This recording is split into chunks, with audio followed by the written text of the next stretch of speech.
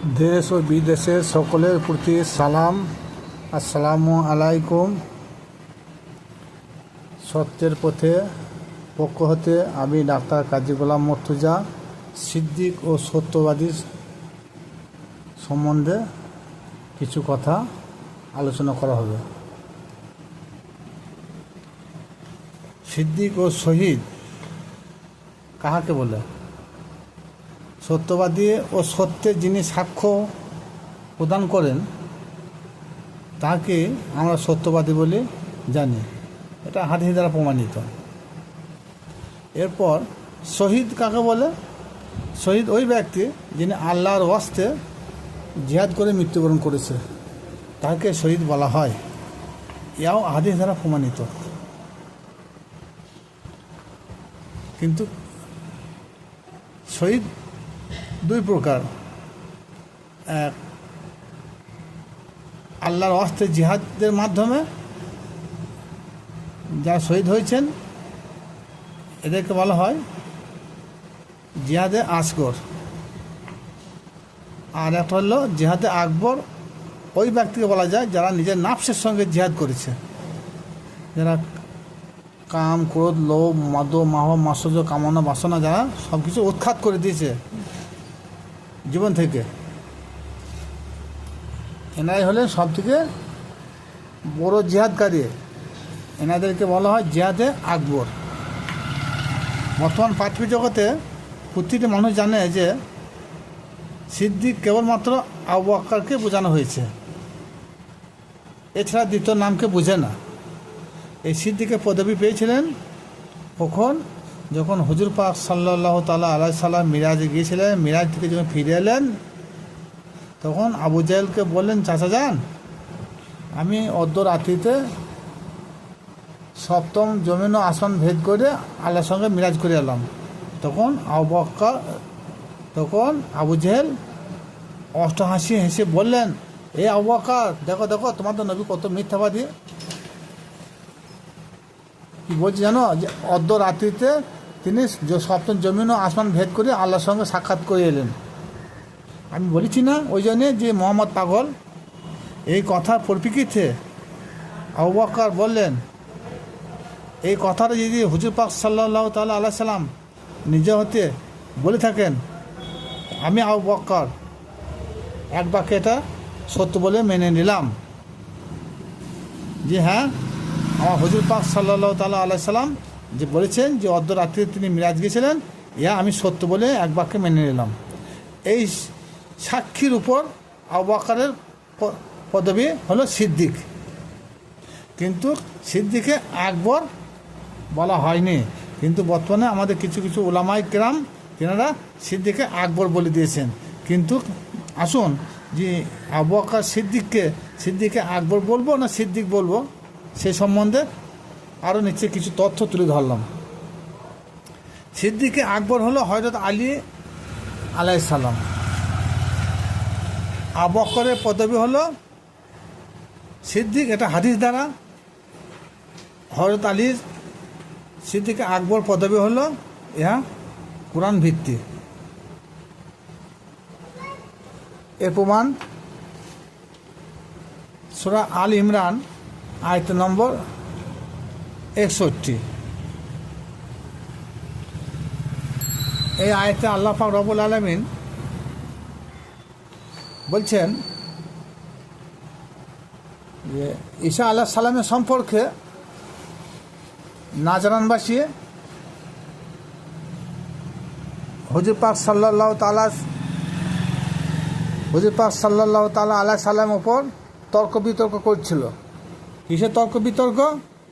যে এই নাজরানবাসী কিছু ইহুদি খ্রিস্টানরা ওরা বলা বলি করছিল যে ঈসা আলাইহিস সালাম নাকি আল্লাহর পুত্র। এই নিয়ে হুজুর পাকের সঙ্গে খুব বচসা হচ্ছিল। আল্লাহর নবী কি বললেন যে তোমরা সম্পূর্ণ মিথ্যা বলছো।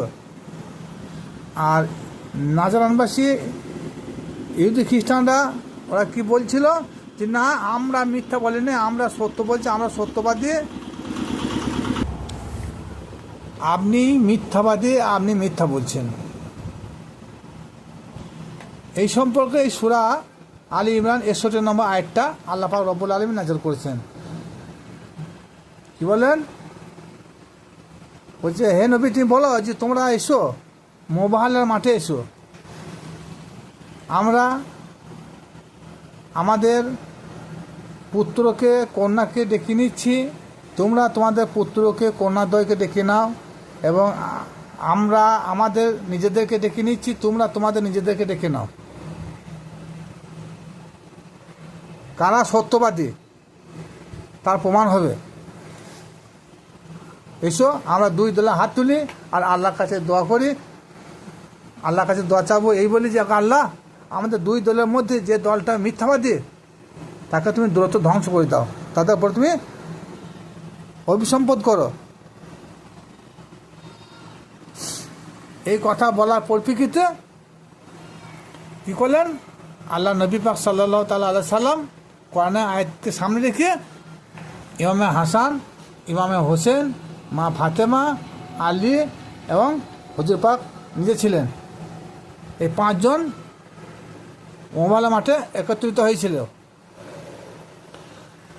আর নাজরানবাসী মধ্যে এক ইহুদি পাদ্রী, খুব জ্ঞানী লোক ছিল, তিনি ভাবলেন তাই তো, যে না, ইনি হলেন প্রকৃত আল্লাহ নবী, আল্লাহ নবী তার বংশধর সবই সত্যবাদী, এদের দোয়া সঙ্গে সঙ্গে আল্লাহ পাক রব্বুল আলামিন কবুল করবেন।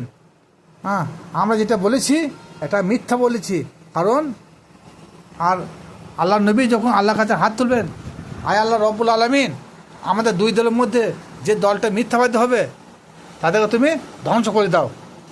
সুতরাং সে ইহুদি পাদ্রী জানতো যে আল্লাহ নবী সত্য, তার বংশধর সত্য, সুতরাং আজকে যদি আমরা মোবাইলের মাঠে গিয়ে ওনার সঙ্গে হাত তুলি, ওনার দোয়াটা কবুল করবে, আমরা মিথ্যাবাদী সাব্যস্ত হব। সুতরাং সঙ্গে সঙ্গে আমরা মানে কি, আমাদের দেশ শুদ্ধ, আমাদের এলাকা সব ধ্বংস হয়ে যাবে। তখন কি বললেন? তিনারা হার মারলেন, বস্তুতা স্বীকার করলেন, তিনার হাতে হাত দিয়ে কলমা পড়ে বায়ত গ্রহণ করলেন, নবরূপে মুসলমান হলেন। তাহলে এই আয় থেকে কী প্রমাণ হলো? যে যারা সিদ্দিক, যারা প্রকৃতপক্ষে যারা সত্যবাদী, মোবাইলের মাঠে হাজির ছিল। কিন্তু সেদিনেও আবু বকর, উসমান, উমর সবাই মজুদ ছিল, কিন্তু ওনারা কেউ ভয়ে যায় নাই। যদি কেন যায় নাই? যে আমরা প্রকৃতপক্ষে কিন্তু সত্যবাদী হতে পারি নাই, আলীর মতন, হাসানের মতন, হোসেনের মতন, ফাতেমার মতন সত্যবাদী হতে পারি নাই। সুতরাং জীবনে কখনো না কখনো মিথ্যা বলেছি, আমাদের দ্বারা কখনো না কখনো অন্যায় অবিচার হয়েছে। সুতরাং আমরা যদি ওই মহফিলে যাই তাহলে নিশ্চয়ই আমরা ধ্বংস হয়ে যাব। তাহলে ওখান থেকে কী বোঝা গেল? যে আবু বকর সিদ্দিকে আকবর নয়, সিদ্দিকে আকবর কোরআন ভিত্তি, হাসান, হোসেন, আলী, ফাতেমা। এরপরেও আল্লাহ পাক রব্বুল আলামিন কোরআনে আয়াত নাজিল করেছেন, ওয়াল্লাযীনা আমানু বিল্লাহি ওয়া রাসূলিহি উলাইকা হুমুস সিদ্দিকুন ওয়া শুহাদাই ইনদা রাব্বিহিম লাহুম আজরুহুম ওয়া নূরুহুম। অর্থাৎ যারা আল্লাহ ও তার রসুলের উপর ঈমান এনেছে তারাই তাদের নিকট সিদ্দিক এবং শহীদ, তারাই আল্লাহর পক্ষ হতে নূর প্রাপ্ত। সূরা হাদীদ আয়াত নম্বর 19 কোরআনের আয়াত দ্বারা প্রমাণিত যে যারা ঈমানদার তারাই সিদ্দিক এবং শহীদ ও নূর প্রাপ্ত। বর্তমান যুগে এমন কিছু পীর সাহেব আছেন, তেনারা নিজেদেরকে নবীর নূরের অংশীদার বলে দাবি করে থাকেন। এটা তেনাদের মন গড়া কথা। এই কথাটা কোরআনের ও হাদিসের মধ্যে পড়ে না। যদি হাদিস সমর্থন করে তাহলে সূরা হাদীদের 19 নম্বর আয়াতের মানে মিথ্যা হয়ে যাবে। হুজুর পাক তিনার পবিত্র জবানে বলেছেন, কুল্লানা মুহাম্মদ, এর অর্থ হলো আমরা সবাই মুহাম্মদ। সত্যবাদী ও সত্যের সাক্ষীর নাম সিদ্দিক। আল্লাহ ও রসুলের প্রতি ঈমান আনয়নকারী ব্যক্তিরা হলো সিদ্দিক এবং শহীদ। কোরআনের তফসির দ্বারা প্রমাণিত যারা সিদ্দিক ও শহীদ তাদের সুপারিশ কাল কিয়ামত মাঠে আল্লাহ পাক রব্বুল আলামিন গ্রহণ করবেন। তাহলে এখানে নাম হয়নি, তাহলে সিদ্দিকে আকবর, সিদ্দিক যদি কাল আল্লাহ পাক রব্বুল আলামিনের দরবারে যদি সাক্ষী সুপারিশ করেন, তাহলে মাওলাই হাসান, মাওলাই হোসেন, মাওলাই আলী এনারাই সুপারিশকারী, এনারাই আমাদের জন্য সুপারিশ করবেন।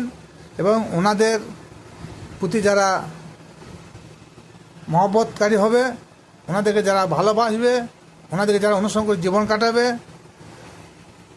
তেনারাই ওনাদের সুপারিশ পাবে, এছাড়া অন্য কেহ নয়।